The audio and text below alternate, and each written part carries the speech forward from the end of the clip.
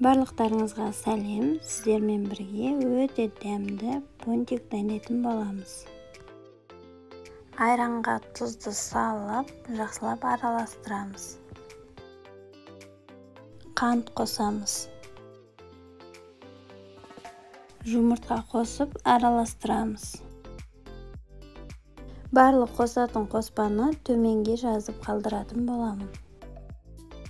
Ұнды қосып, қолымызға жабыспайтындай нан илеп алатын боламыз.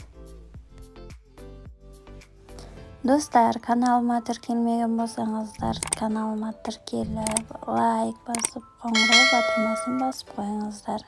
Алдағы уақытта сіздермен түрлі рецептермен бөлісетін боламын. Су майымызды қосып, нанымызды жақсылап тындырып аламыз. 10 минутқа бетін жауып қоямыз. Нанды қолымызбен жаймалап, оқтаумен орташа қалыңдықта жайып шығатын боламыз. Қолымызда бар домалақ формамен кесіп шығатын боламыз.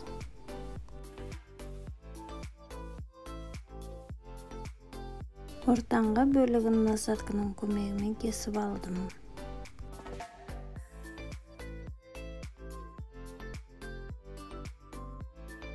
Қызып тұрған майымызға қызарғанша орташа отта пісіріп алатын боламыз.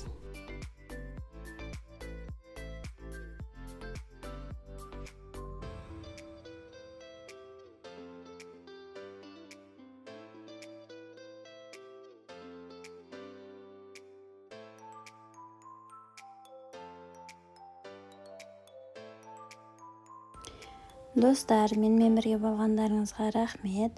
Қазақ контентінің дамуына өз үлестеріңізді қосып, каналыма тіркеліп, пікірлеріңізді жаза кетіңіздер.